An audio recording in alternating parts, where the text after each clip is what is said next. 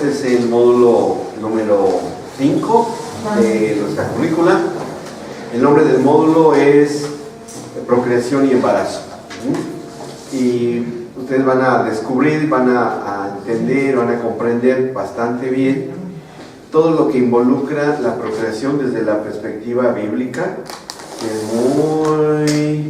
mucho más diferente a la cuestión biológica. La biológica es muy descriptiva, es muy técnica, es muy exacta, muchas cosas por descubrir, muchas cosas que se han descubierto, bastantes, pero lo que más nos interesa a nosotros es la perspectiva espiritual, y lo habla, y uniendo lo espiritual con los descubrimientos que la ciencia ha hecho, vamos a entender cosas bastante interesantes, porque vamos a comprender el diseño de la procreación de la raza humana por parte de Dios. Y es bastante interesante, porque esto nos va a resolver bastantes dudas acerca de por qué actualmente hay tanta polémica, tanta cosa que se da con el tema del aborto. Si bien este módulo no vamos a hablar directamente del aborto, hay un módulo que hablamos de eso, porque habla de patología social, que veremos en familia disfuncional, pero sí mencionaremos algo, la raíz, la fuente de lo importante que es esta etapa de la vida en todos nosotros. ¿Bien? Entonces, la base es el fundamento, y entendiendo el fundamento ya sabremos que todo lo que vaya después de eso, entenderemos si es correcto o es incorrecto. Ya podemos formarnos un criterio bastante acertado de la situación. Bueno, como este módulo tiene su propio manual, bien, entonces para la próxima clase tendrán su manual impreso, calculamos, según nos dejaron ver, tendrá un costo aproximado de entre 170 a 180 pesos, no estoy muy seguro. Nos faltan, ya ven que aquí de un día para otro ya es otra cosa, ¿no? Pero más o menos es el costo, es algo grande el manual, pero les va a ser de mucha utilidad porque trae bastante información. Ahora está condensada, o sea, está tomada partes importantes, porque esta la he sacado de mi tesis de maestría. O sea, yo hice mi tesis en base a este tema, fue la administración espiritual de los bebés, ¿sí? Y la administración espiritual, aunque se oiga muy espiritual, pero yo debía de demostrar qué bases científicas tenía eso, y lo demostré, fue aceptada mi tesis, que incluso la comunidad judía de donde vengo estaba muy interesada en ella, porque está sacada de la Biblia y tenía muchas cosas de la ciencia y cosas que, esto nos interesa. Pero bueno, era para ustedes, entonces la trajimos para ustedes, entonces está bien aquí. La verdad que vale la pena mucho depositarles algo así. No es toda la tesis, porque es bastante grande, es una tesis que lleva bastantes páginas, pero procuramos quitar lo muy técnico en lo posible, lo muy científico, o sea, todo lo que significa la bioquímica neurohormonal la quité, porque no es difícil entenderla. Para un profesional no, pero lo que dejé aquí fue más lo entendible de la ciencia y con básicamente lo espiritual, ¿sí? Entonces ahí ya se compatibilizó bastante bien y les puede quedar como un texto de apoyo para temas de esta naturaleza y con bastantes argumentos muy sólidos, ¿sí? Entendibles para todo el mundo, sobre todo la parte espiritual. Entonces vamos a abordar este tema. Y sí iremos tocando, inclusive llegará una clase que van a ver un video de todo lo que involucra el proceso desde la concepción y todo lo que se da durante el desarrollo del embrionario, pero a la vez vamos a ir viendo paralelamente y vinculándolo con la cuestión espiritual, que tiene mucho que ver, bastante. Hoy simplemente, y el tiempo si no nos va a dar, para ver todo lo que se refiere a la situación de criterios a nivel general, público, acerca de este tema. Así es que vamos a ver, yo voy a ir diciendo algunas cosas y ustedes mismos, me gustaría mucho que fueran teniendo opiniones, aportaciones, observaciones, correcciones, son necesarias, son muy valiosas para mí, y así vamos avanzando. ¿Ven? Bueno, bien, vamos a empezar entonces con este primer subtema. El primer subtema se llama la realidad de nuestra sociedad, que eso está en su manual. Y vamos a abordar una perspectiva real a este respecto, a lo que es la procreación, lo que es el embarazo. Y yo abriría haciendo una pregunta, ¿sí? ¿Qué opinan ustedes acerca de cómo hoy se está considerando esta temática del embarazo, la procreación? A ver, díganme, ¿qué piensan ustedes? ¿Cómo ven el panorama general? ¿Bien, mal, regular? ¿No entendemos? ¿O por qué es así? ¿O por qué hay estas voces? ¿Por qué hay estos criterios? A ver, aporten, díganme. Recuerden que es participativa la clase. El tiempo cuenta. A ver, les voy a ayudar. ¿Es un tema de controversia hoy? Sí. ¿Por qué es un tema controversial? Hace años no lo era.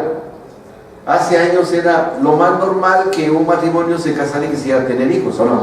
Sí. Y era parte del natural proceso de lo que es un matrimonio para formar una familia. Y no había mucha discusión. Creo que la mayoría de nosotros, sobre todos los de más edad acá, se veía como algo anhelado y esperado que hicieran nuestros hijos. Todavía nuestros hijos, que si andan entre los 30 y 40 años de edad, todavía era algo de lo más natural que un matrimonio se uniera y tuviera hijos. ¿Estamos de acuerdo? Todavía ustedes, la mayoría aquí, así lo veían. Pero ¿qué hay con los jóvenes hoy? Estamos hablando de los 20 años a más joven. ¿Tendrá la misma perspectiva de familia que tuvimos nosotros? ¿Cuál creen que sea la diferencia? Y no todos quieren ser padres. Que no todos quieren ser padres. ¿Qué fenómeno social se ha dado? Sobre todo en los países llamados del primer mundo, en el que es muy común esa...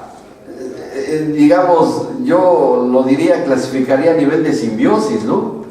O sea, dos seres vivos que se unen, pero para aprovecharse el uno del otro y tener vida ya, pero no necesariamente para procrear, ¿sí? Se está priorizando cuestiones de, a lo mejor, de educación, de tener un estudio, el trabajo, a lo mejor se proyecta mantener una vivienda, y después que más o menos se va concretando todo eso, recién se planifica quizás el hijo. O sea, en quinto lugar de prioridades. ¿Y cuánto tiempo pasa entre ese y que logran? Mucho. ¿Por qué? ¿Por qué tantos años? Yo creo que también de pronto veo, y desde lo que logro conocer, Ajá. es que también se viene viendo una experiencia Sí. de malas conductas también en las familias, en los matrimonios, y a pesar de que los chicos, uno dice, no, el chico es pequeño y no ve nada, guarda todos esos recuerdos, y tal vez Sí. es un malo momento y le genera un trauma. Ajá. Que le impide a él poder también llegar a esa realización. Bien. Ha tenido como toda una experiencia por diferentes medios, en su familia, en sus amigos. Bien. Entonces también eso puede ser que... O sea, un enfoque incorrecto en la educación para la estructuración de una familia. Sí, estoy de acuerdo. Lo pondríamos como un quinto elemento de lo que mencionó y que fueron muy buenos porque es la realidad. O sea, esa es la realidad actual, ¿sí? Además, pregunto yo, ¿creen que haya otra circunstancia que está como una cuestión prioritaria dentro del contexto de la vida matrimonial en la actualidad?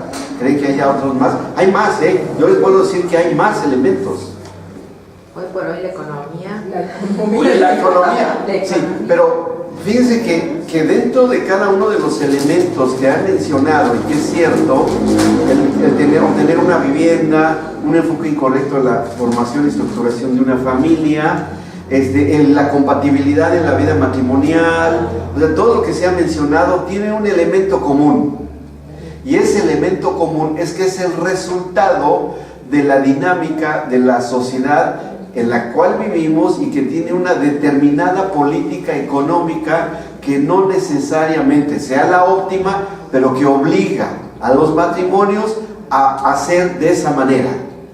Y no estoy hablando que yo tenga una cierta postura de una política económica determinada, no, porque esto es igual, sea cual sea la política económica, y hay tremendas.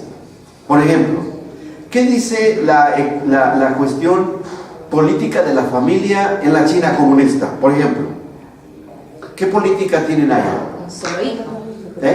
Pueden tener un solo hijo. Un solo hijo. ¿Y si tienen dos? ¿Qué se hace? Aborto. Se considera el aborto como una práctica de regulación del control de la natalidad, ¿sí? Y es mucho más severa en el campo chino, en el campesinado chino.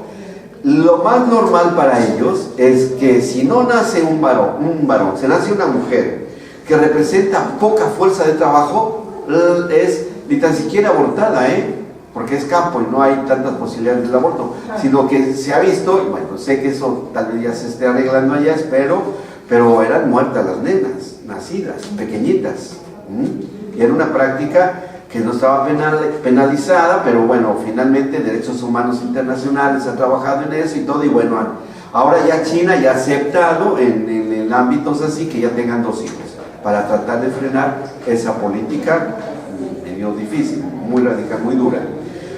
Hay otras más, hay otras posturas ideológicas. Les recomiendo, porque yo quiero verla, esa película que está por estrenarse. No estoy haciendo publicidad, pero bueno, es quien está presentando este tipo de películas, como de denuncia, Netflix, y está por sacar una película, que no me recuerdo bien el título, cómo se va a llamar, pero es una persona que trabajó, una mujer que trabajó en Planet Parenthood, que es las clínicas abortistas de Estados Unidos, que los descubrieron que han traficado con la venta de órganos de bebés abortados, ¿sí? Es un negocio. Fueron grabados en video ocultamente, fueron denunciados a nivel mundial y se vio que realmente era una carnicería, vender pedazos de cuerpo, ¿sí? Para sacar provecho. Y esta mujer que sale de ahí, por todo lo que vio y lo vivió, ahora va a relatar ese enorme negocio que hay a nivel de Netflix, ¿no? O sea, para que lo vea el mundo. A ver, esperemos que sí lo dejen proyectar, porque de acuerdo a las políticas no todo el mundo está de acuerdo a que saquen ese tipo, hay mucha oposición a eso. Pero como ya está dentro de ámbitos de lo criminal, se está denunciando como un acto de crimen, de lesa humanidad, ¿no? Entonces, bueno, pienso que sí se va a poder proyectar. Y es una política aceptada hasta ahora, que el actual presidente de los Estados Unidos está ya regresando al diseño. No necesariamente estemos de acuerdo en su política, pero al menos en esto de la conservación y preservación de la vida del no nacido, sí lo está haciendo, ¿verdad? Y eso realmente no está diciendo nada nuevo, porque eso había sido toda la vida. En el diseño original así es, y bueno, están regresando, esperemos que haya una reversión en cuanto a lo espiritual en ese país que está tan lejos de acá. Bueno, pero en países en donde se les reconoce como economías emergentes desde la perspectiva de una economía, o como dicen, y me molesta el título de países del tercer mundo, siempre ha existido el fenómeno de la práctica del aborto, ¿es cierto? Sí.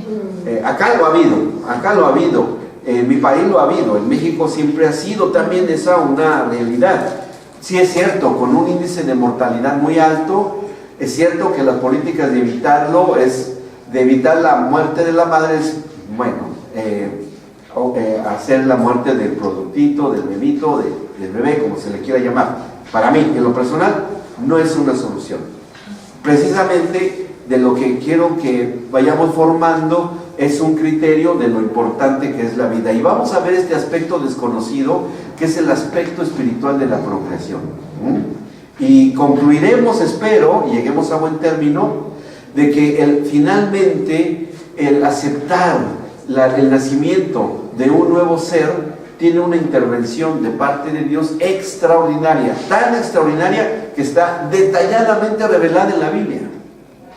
Y al entender que está detalladamente revelado en algo que tiene siglos de escrito, que a lo mejor los autores inspirados de la Biblia, como no tenían obviamente el desarrollo científico que hoy sí tenemos, no lo mencionaron así, sino quedó como algo tal vez biográfico, como una exhortación, como un versículo, etcétera, pero que finalmente hoy con los avances sí podemos relacionar ciertas partes de la escritura con lo científico muy bien y sacar conclusiones muy fuertes, argumentos muy poderosos, como para que nos hagan evaluar lo valioso que es una vida humana. ¿Bien? Entonces, sí, es cierto que todos estos elementos. Ahora, hay otro elemento común en estos criterios, o más bien factores o elementos que llevan a buscar los matrimonios actuales, sobre todo matrimonios muy jóvenes. Dentro de estas prioridades que se mencionaron, la economía, el enfoque incorrecto, el tener vivienda, el hacer una vida juntos, el ser compatibles, el de conocerse, etcétera, etcétera, hay otro elemento común allí, dentro de la cuestión de la procreación.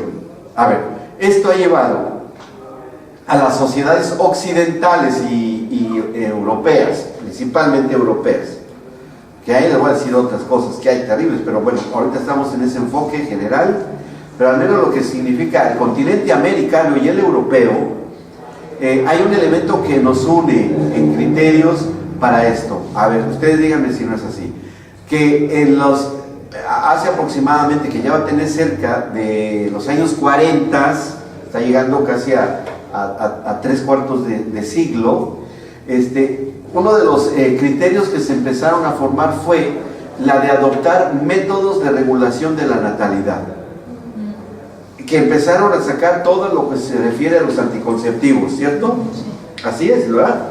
Y yo recuerdo, bueno, yo tengo 40 años de graduarme de médico cirujano en el área de la obstetricia, por eso sé lo que les digo, tengo autoridad para decirlo, pero todavía cuando yo ejercía, todavía había métodos anticonceptivos bastante severos para la mujer, porque los efectos colaterales sí eran muy severos, porque venía una alteración de su equilibrio hormonal que era hasta peligroso, era peligroso. Se tenían que tomar muchas precauciones para poder prescribir un tratamiento anticonceptivo, de esos primeros que empezaron a salir.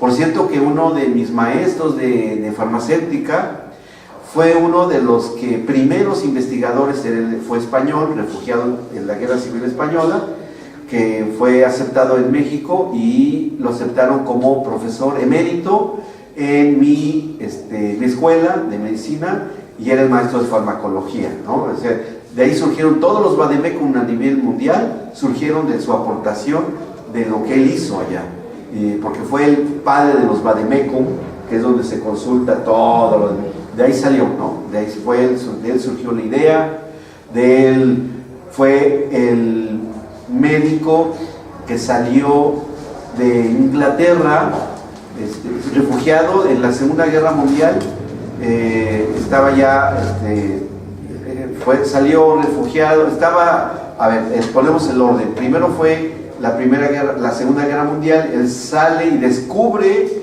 el antídoto del gas mostaza. No sé si sepan qué es eso. El gas mostaza fue el gas que se utilizó para la exterminación en la Primera Guerra Mundial.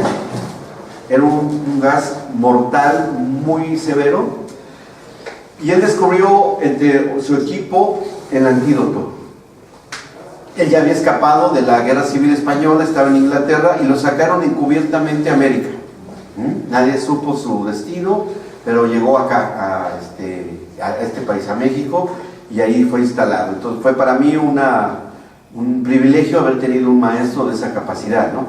Y él fue de los primeros que sacó las pastillas o las tabletas, las pastillas anticonceptivas en el laboratorio Saintex. Fue el primero que las sacó, y era bastante ruda de los efectos colaterales, pero ha evolucionado mucho eso.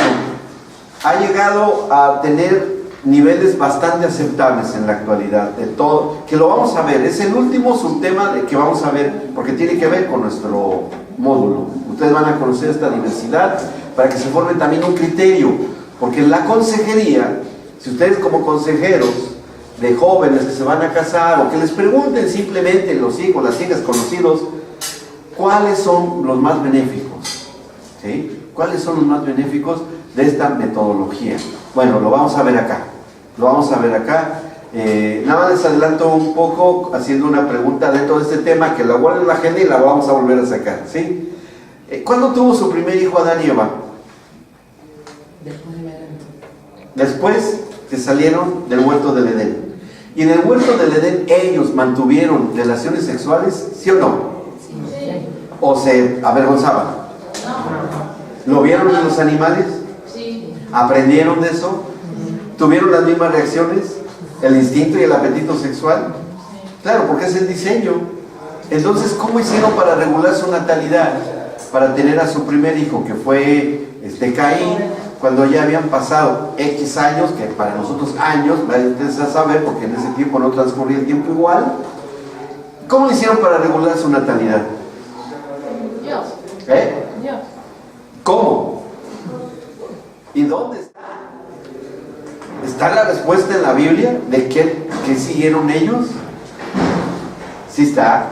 ¿Y saben quién tuvo la revelación? En un solo versículo, Pablo el apóstol.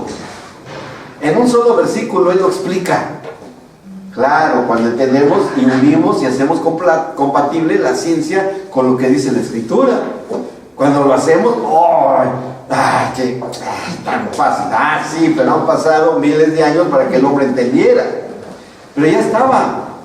¿Y saben qué es lo más impresionante? Que Dios les enseñó cómo hacerlo, porque es una metodología biológica que el Señor implantó en la mujer. Y no tiene nada de difícil. Es súper sencillo, pero se perdió el conocimiento. Pero bueno, aquí estamos para rescatarlo, así que no se preocupen, lo van a aprender, ¿sí? Mi esposa y yo llevamos esa metodología y sí nos funcionó. Aquí tengo yo exalumnos de hace casi 30 años que se los enseñé acá en Argentina, me los he encontrado, me encontré en un Laulaye, me encontré otro en Río Cuarto y me fueron a ver y me dijeron, doctor, ¿qué pasó? Yo tantos años, ¿no? Dice, ¿qué cree que sí me funcionó el método? Sí me funcionó. Después, ya hasta nuestras hijas se van a casar, o hijas o hijos, ¿no? Funciona. Le digo, claro, ¿cómo no te va a funcionar? Si lo aprendiste bien y viene de Dios, te va a funcionar bien.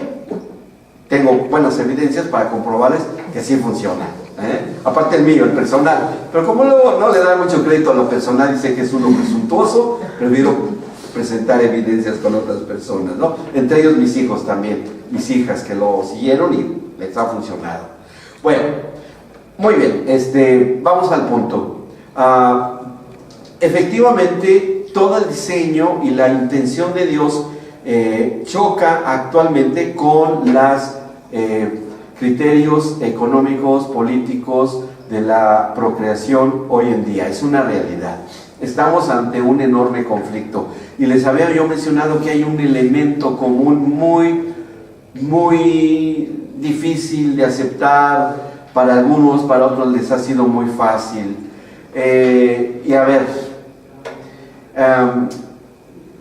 hay un antecedente importante que se planeó allá por los años 30, ¿sí? En los albores de la Segunda Guerra Mundial, terminando la Primera Guerra Mundial y viniendo la Segunda Guerra Mundial, antes de que empezara la Segunda Guerra Mundial, las políticas mundiales estaban bastante lastimadas, muy lastimadas por los resultados que hubo de la Primera Guerra Mundial, que se considera hasta hoy la guerra más sangrienta de todas las guerras, porque no había tanto avance tecnológico, entonces la guerra todavía era de cuerpo a cuerpo y hubo muchísimos muertos de todos los países que entraron en conflicto. Por eso es que se considera la más sanguinaria de todas, ¿no? Y la humanidad quedó en el colectivo subconsciente de la humanidad, quedó muy lastimado, y muchas conclusiones que empezaron a sacar fue: el género humano es malo. ¿Por qué? Porque es capaz de matar de esta manera.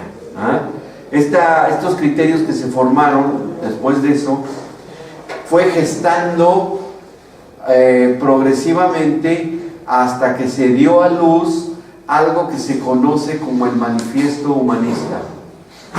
¿Sí? Así se llamó. Después les daré más datos de esto. Y el Manifiesto Humanista, desde ese tiempo, en sus diversos enunciados, exhortaba a los seguidores de este manifiesto que se planeó se pudiese adoptar a nivel mundial en todos los países avanzados de la época. Uno de los puntos que estaba exhortando era disfrutar la vida, y en eso involucró la parte de la sexualidad liberada, y que para evitar el nacimiento indiscriminado de niños y de niñas, bueno, de nacimientos, se adoptaran políticas que evitaran en lo posible el nacimiento de los niños, ¿sí?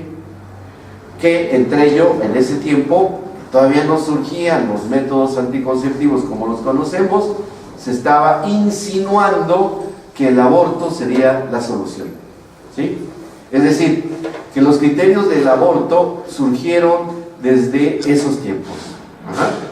Eso quedó un poco latente porque después vino la Segunda Guerra Mundial, que también volvió a sufrir lo mismo, no fue tan sanguinaria, pero sí hubo bastante violencia, y se derivó todo hacia, ustedes lo saben bien, hacia los sectores más vulnerables.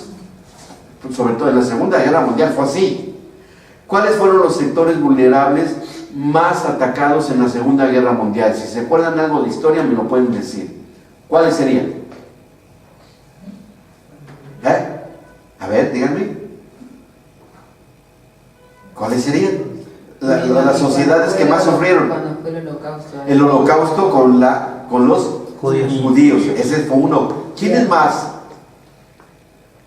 Surgió una filosofía en ese tiempo que se le llamó, en los partidos nacionalistas, que fueron el pueblo alemán, cuando se levanta Hitler, el nacionalismo, que después el nacionalismo socialista, que bueno, se va para otros lados, fue precisamente la filosofía de la eugenesia.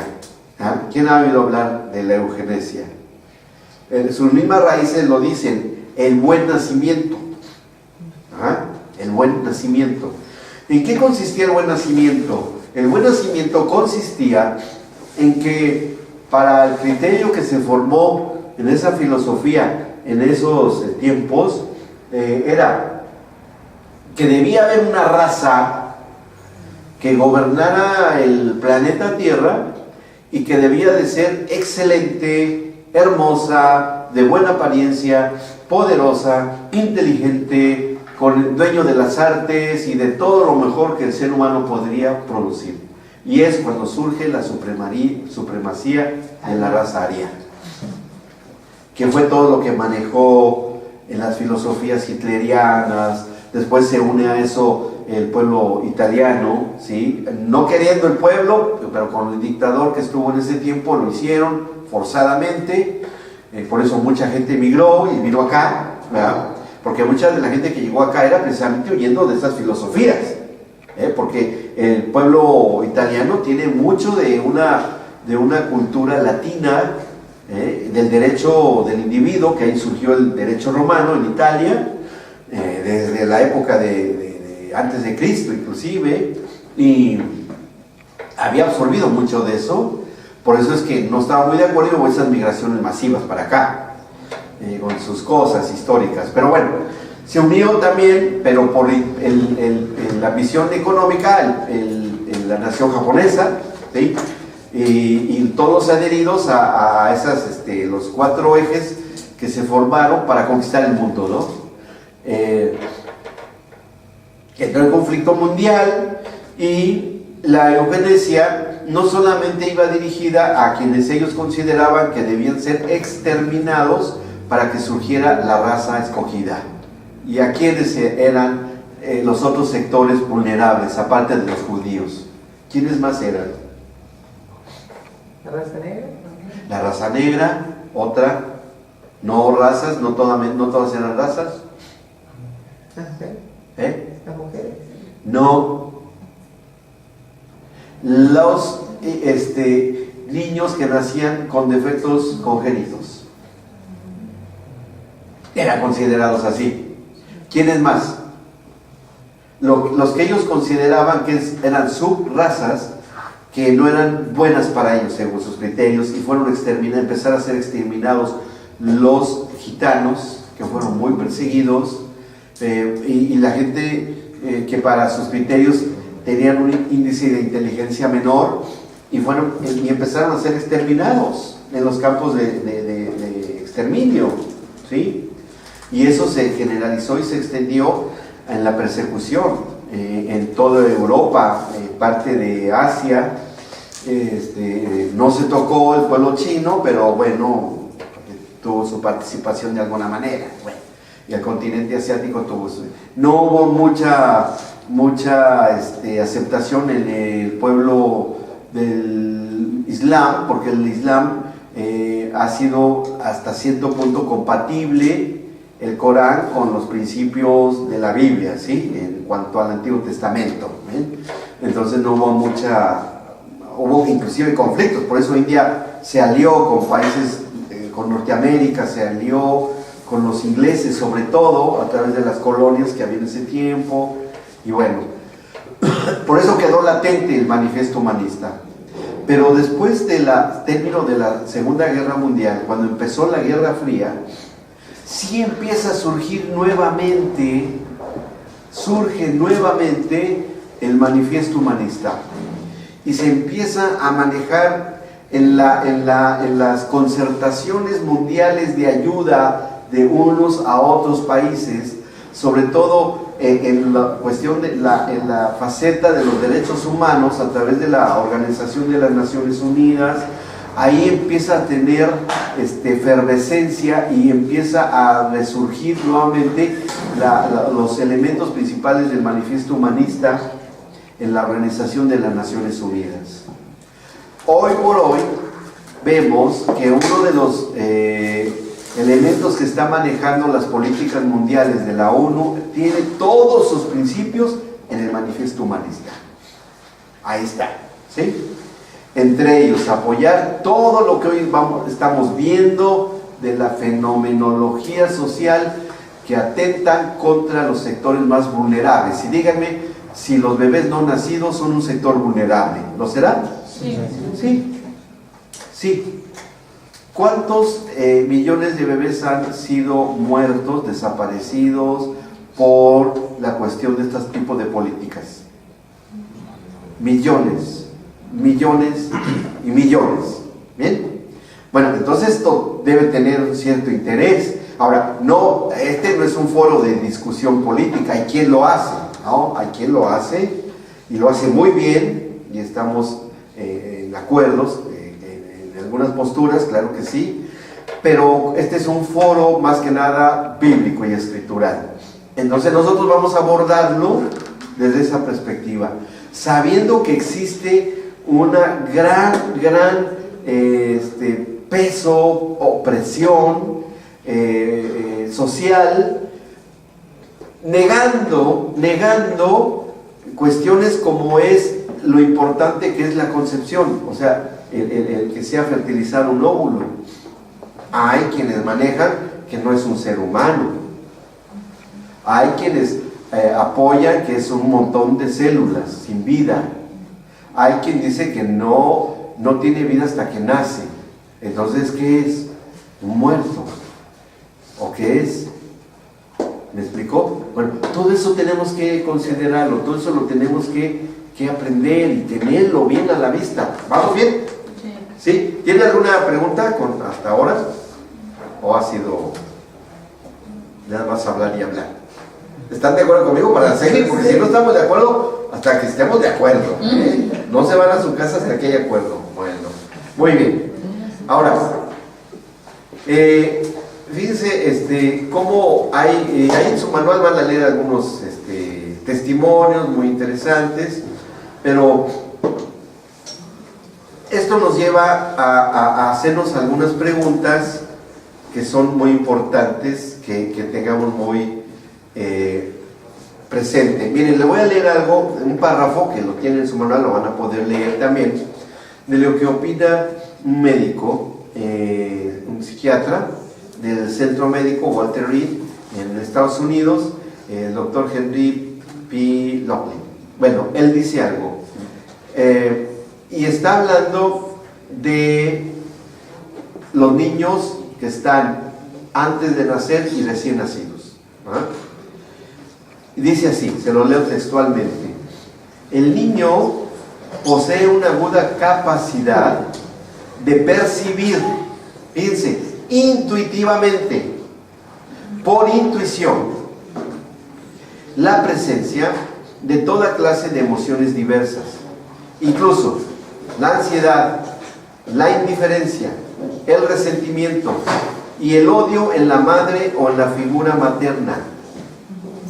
La presencia de ansiedad se comunica a menudo de la madre al niño en forma automática y rápida, mediante su capacidad de percibir los cambios de humor, intranquilidad, aprensión o ansiedad, lo que constituye otra base primaria para el desarrollo de la ansiedad. Una pregunta: ¿creen ustedes que la sociedad moderna vive en un estado de ansiedad? ¿Por qué? ¿Ansiedad para qué cosas? Para lo que ustedes mencionaron al principio. Hoy, ¿qué vamos a comer? No tenemos para pagar el alquiler. Hoy no tenemos para viajar o para cualquier cosa, hasta ya a nivel hasta de elementales. ¿Habrá ansiedad? ¿Y por qué este médico psiquiatra muy calificado dice que el niño lo percibe intuitivamente? Él lo dice y es cierto, pero nosotros tenemos que saber de dónde viene esa transmisión que en el niño se traduce en una cuestión intuitiva y que tiene una raíz desde la madre. ¿Cómo se logrará? O bueno, ¿cómo es que sucede eso? ¿Cómo lo podemos explicar? Encontraremos en la Biblia la explicación de por qué. Miren, yo les voy a contar algo cierto, por este testimonio de mi esposa, y esto es real, esto sucedió. En una ocasión, ella estaba orando, estaba en comunión con el Señor. Ya se los he contado, creo, antes, pero bueno, a algunos de ustedes que vienen por primera vez no lo saben. Estaba orando y en una de esas el Espíritu Santo le dice a mi esposa: tu mamá te quiso abortar. Y ella se quedó así, ella no sabía ese dato. Y ella se quedó impactada y nada más eso fue lo único que supo esa verdad. Y ella fue a hablar con mi suegra, que ya está con el Señor. Cuando ella llegó, empezó a plantearle la situación con mucho amor, con mucha cautela, cuidando su corazón. Le dijo: oiga mamá, porque le hablaba de usted, muy a la costumbre de ella, y le dijo: oiga mamá, le dijo, quiero preguntarle algo que el Señor me dijo. Le dijo: sí, dime, pero quiero que me contestes con la verdad y no te sientas mal, porque estas cosas pasan, estas cosas suceden. Y dice: bueno, ¿qué?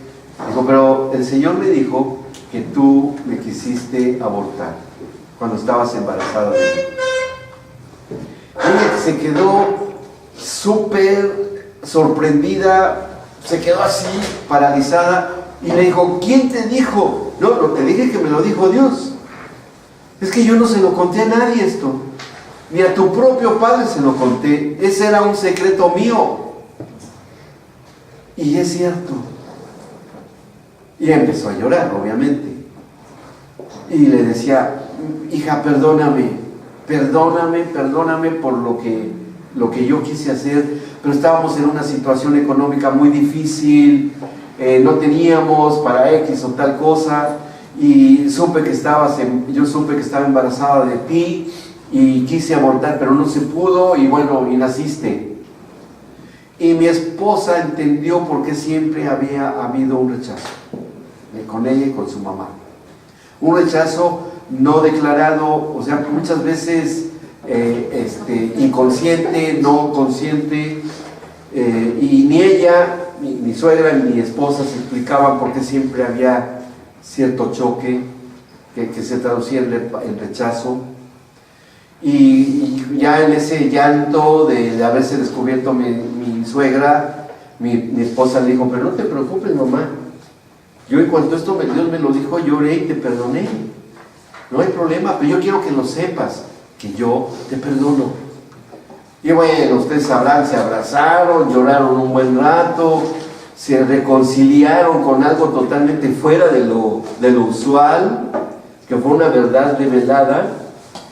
Y se solucionó el problema, la situación ahí después fue totalmente, sirvió para que mi suegra aceptara las cosas de Dios a través de mi esposa, porque tenía el testimonio tan fuerte, ¿me explico?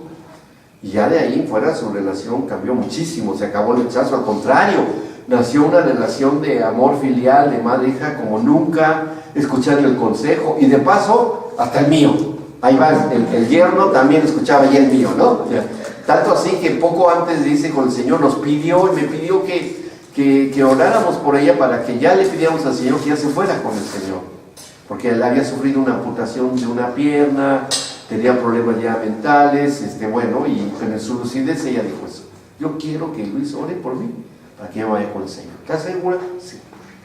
Bueno, después siguió toda una serie de cosas hermosas, y toda la familia de mi esposa, que no quería saber mucho del Señor, me pidieron que yo ministrara en el sepelio, y cosa que jamás, y bueno, Dios hizo cosas, o ya varios se convirtieron, y bueno, muchas cosas. Bueno, hermoso, ¿no?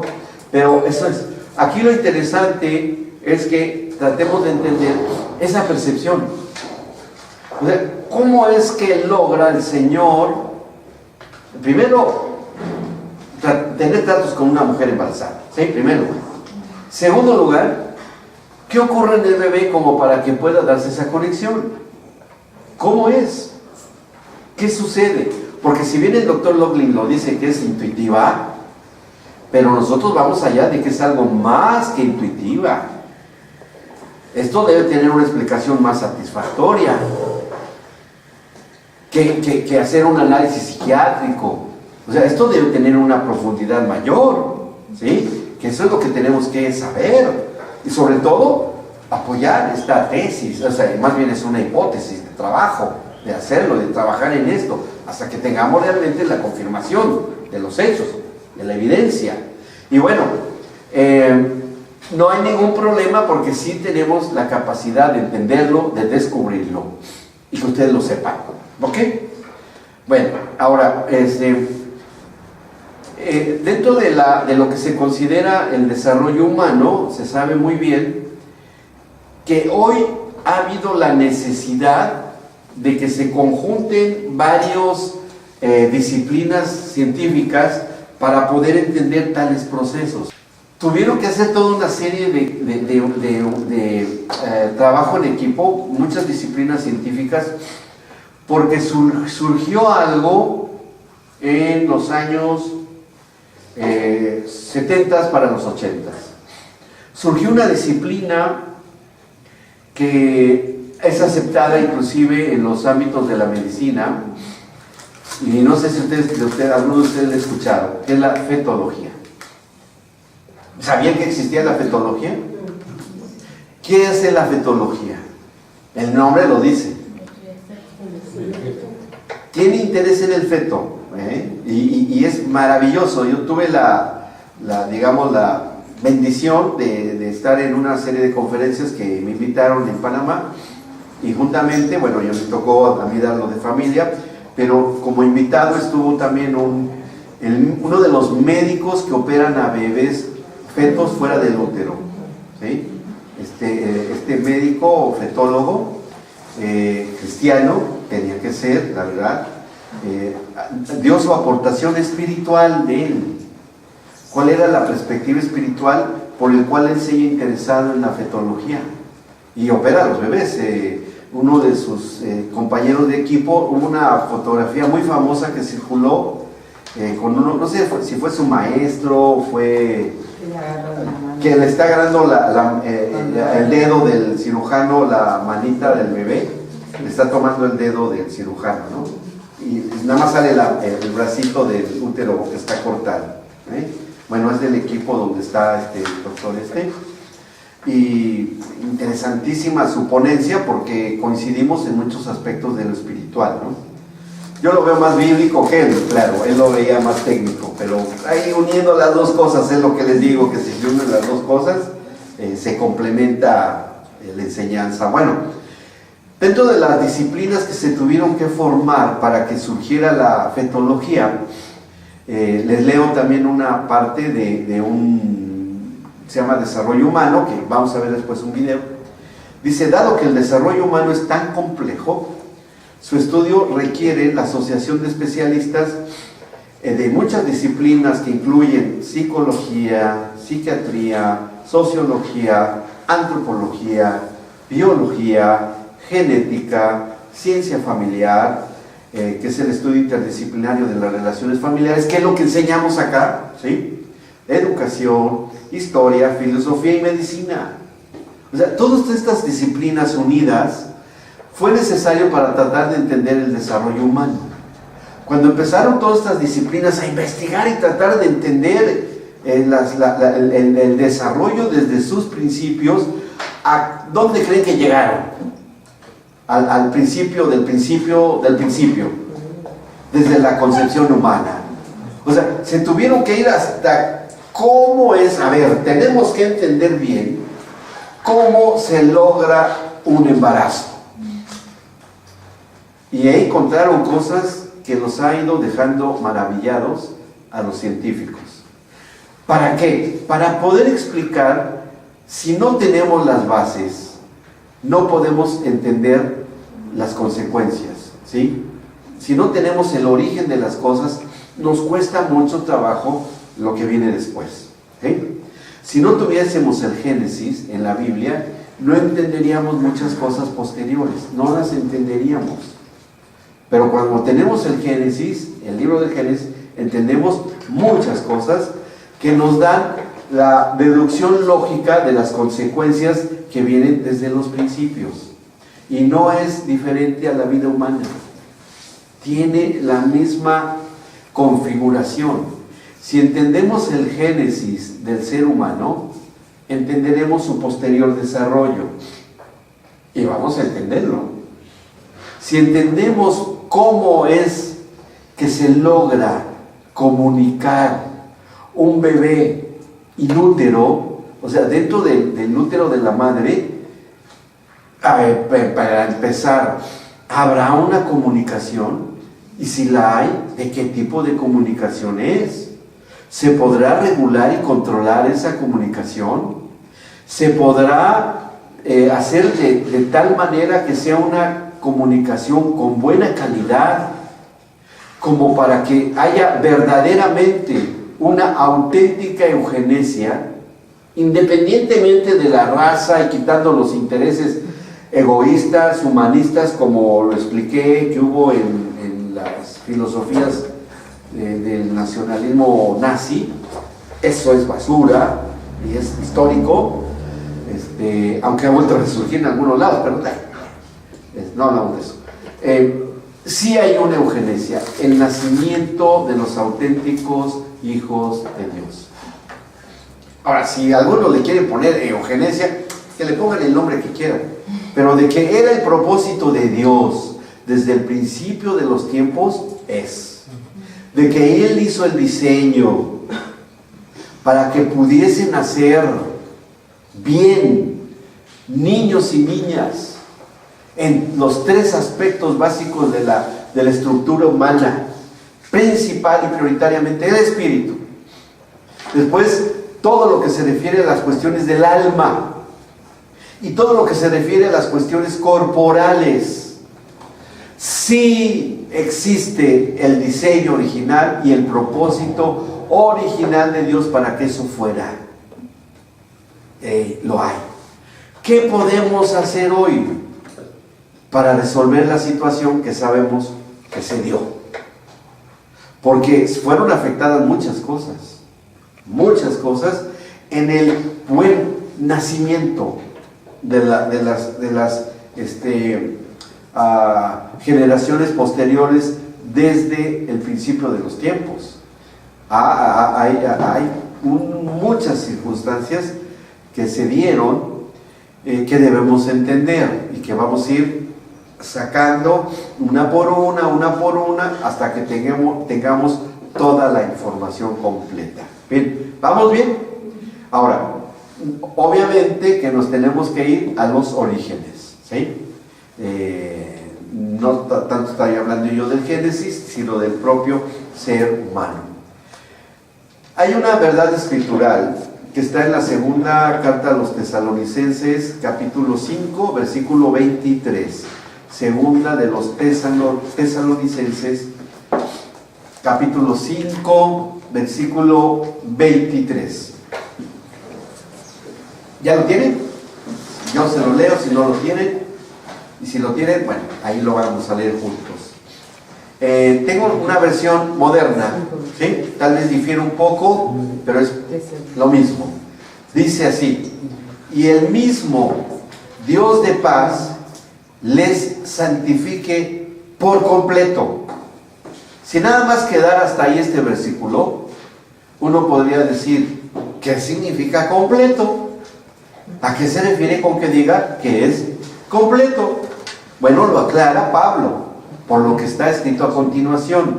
Dice en la continuación, y que todo su ser, ok, ya se está enfocando ahí. Ahora, ver en qué orden empieza.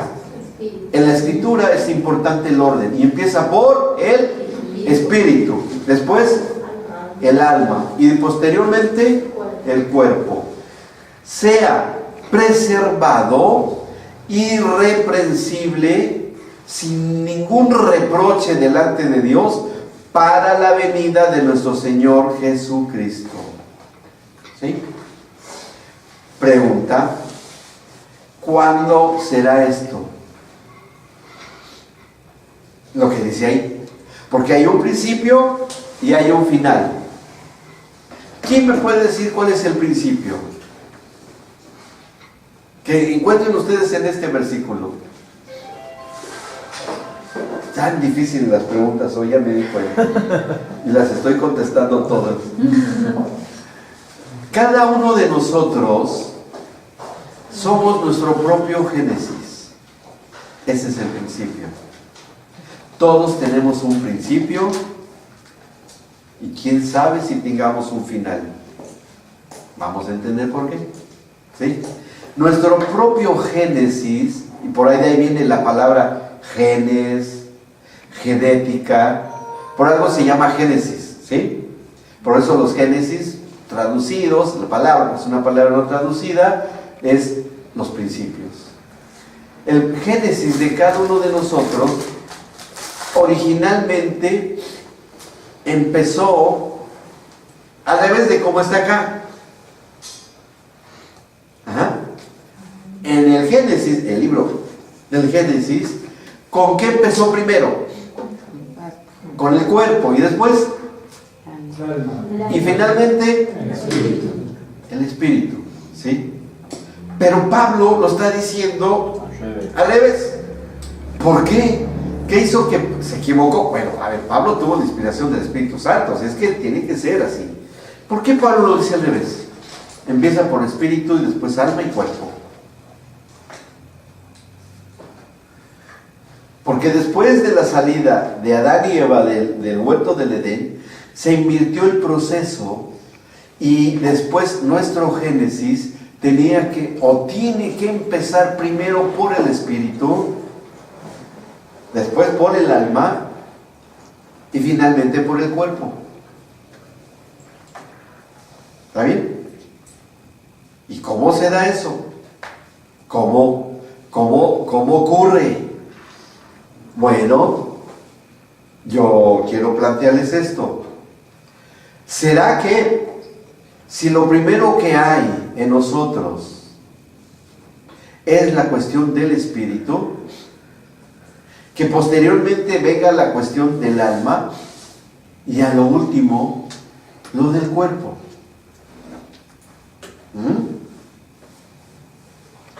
¿Creen que sea así? A ver, piensen un poco. Sí, hoy es el día de las preguntas difíciles. Está bien, pero ¿a poco no soy buena gente que se las contesto?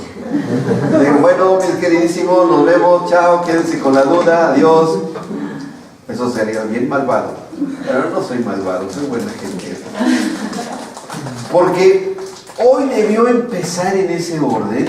Y miren, para comprobarse, porque no me gusta hablar sin argumentos sólidos y puntuales, ¿sí? Vean, miren, en el capítulo 8 del Génesis,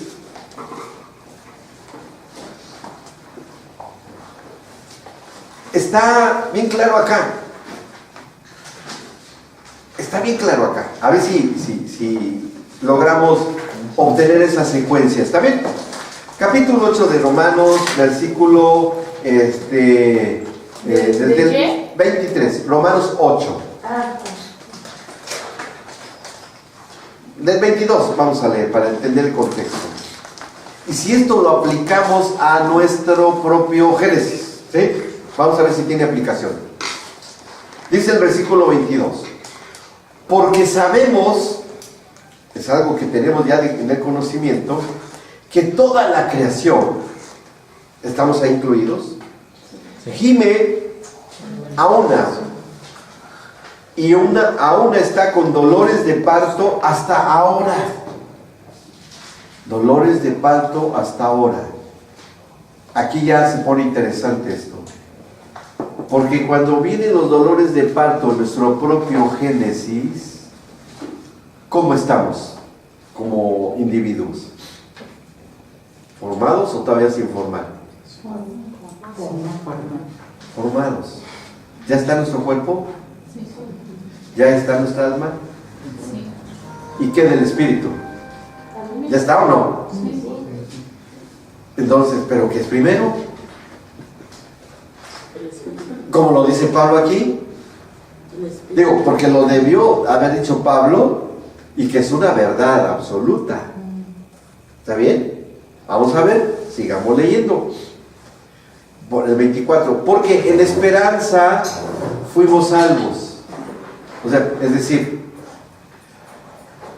yo no soy más que esa celulita recién fertilizada, se llama, un nombre bien simpático, se llama blastocisto, ¿sí? Así se llama. Y yo podría ser un blastocisto, ya no lo soy, se ve, pero bueno, se nota. Pero supongamos que estamos en la etapa de ser un blastocisto, ¿ok? Apenas 8 celulitas, nada más 8 células, 16 células, tal vez 32 o 64, algo así.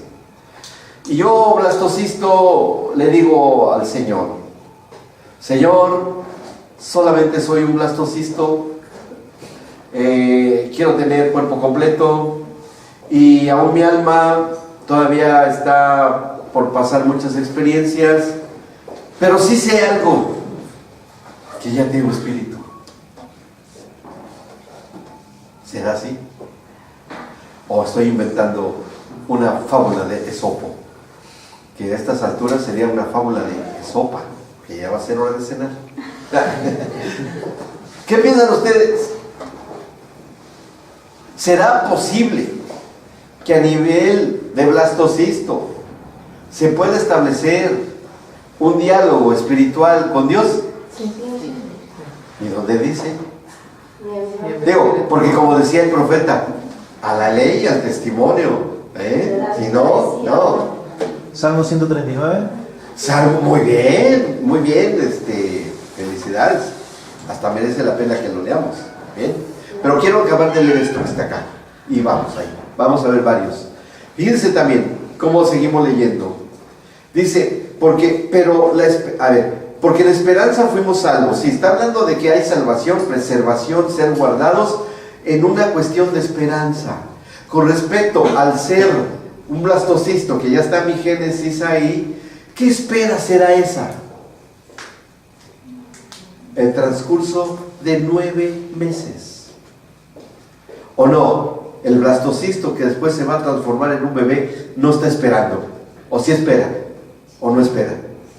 ¿Sí espera o no espera? Sí espera. ¿Y qué espera? ¿Que entre en la sala de parto su mamá? ¿O que espera que sea bien formado su cuerpo finalmente?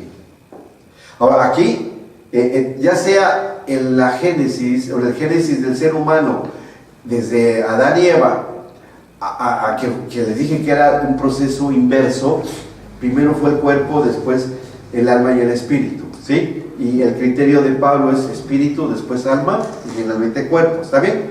Pero en los dos hay algo al medio igual, que es el alma. O sea, el estado intermedio entre el génesis del ser humano es el alma, sí.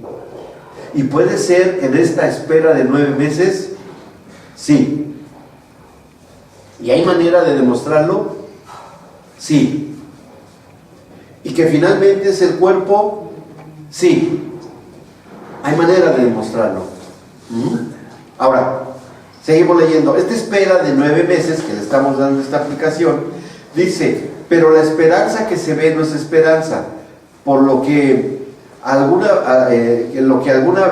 ve, hay que esperarlo. Pero si esperamos lo que no vemos, con paciencia lo aguardamos. ¿Y será que la madre debe recurrir a la paciencia para esperar lo que no se ve? ¿Y qué es lo que no ve? A su bebé. ¿Se da cuenta que tiene aplicación? ¿Sí?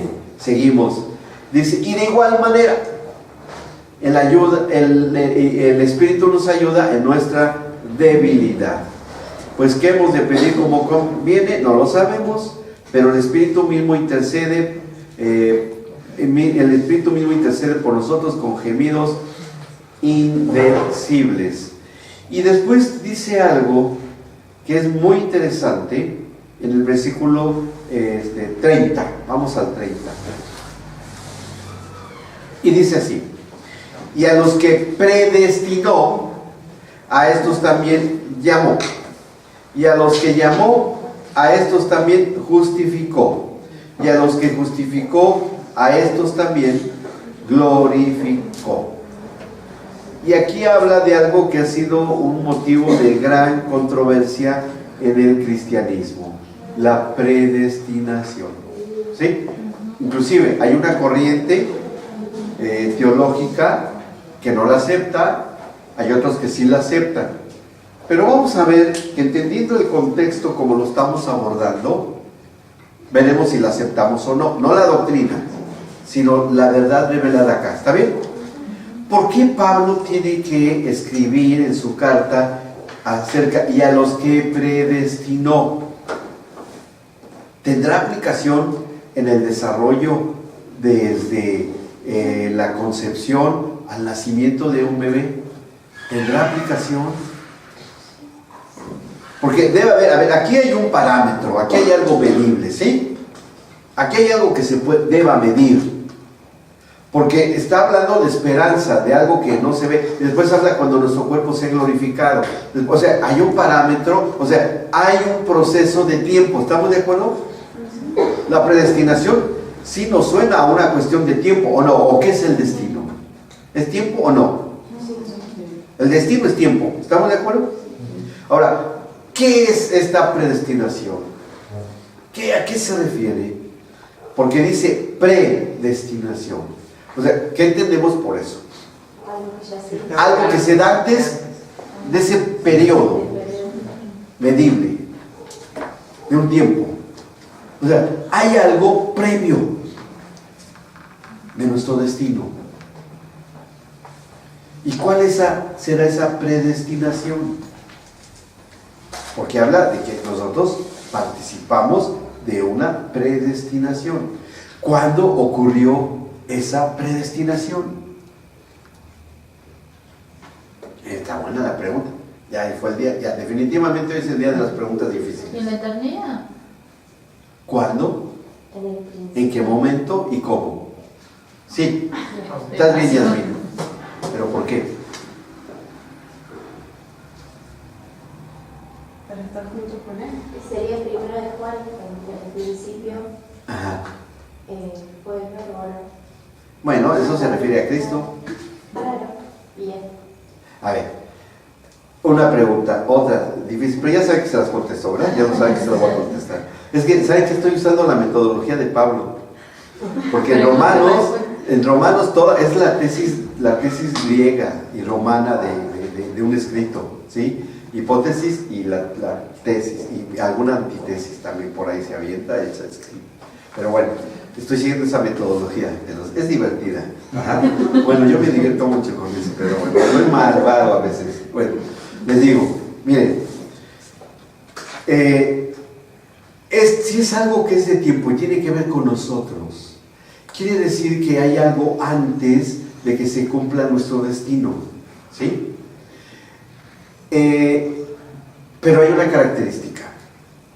Nosotros tenemos algo, los hijos de Dios, los creyentes, que todos debamos experimentar, que es la llenura del Espíritu Santo. ¿Está bien? Todos. Es lo ideal y es lo que dice la Escritura. Es decir, que nuestro espíritu humano se pueda unir al Espíritu Santo, que es Dios mismo, para que podamos tener la experiencia de la comunión. Es lo que sabemos. ¿Está bien? ¿Sí? Pero nosotros ya tuvimos una comunión previa, pero no individual con Dios. ¿Cuándo? Porque el Espíritu que fue depositado en el ser humano tuvo una existencia eterna, porque el Espíritu es eterno. No es una cuestión temporal, porque estaría refiriéndose a la mente, que es temporal, o terrenal, ¿sí? Y al cuerpo también. Pero la cuestión del Espíritu es una cuestión eterna. Pero hay una gran diferencia, que nuestra preexistencia en el Espíritu no teníamos individualidad. Es decir, no teníamos conciencia de ser seres individuales. Espiritualmente hablando, ya hemos existido dentro del mismo Espíritu de Dios. ¿Se acuerdan cuando el Señor hizo al muñequito llamado Adán? De barro. Y cuando ya está formado el muñequito, ¿qué hizo? ¿Y qué le dio? Le dio espíritu. ¿Y cómo?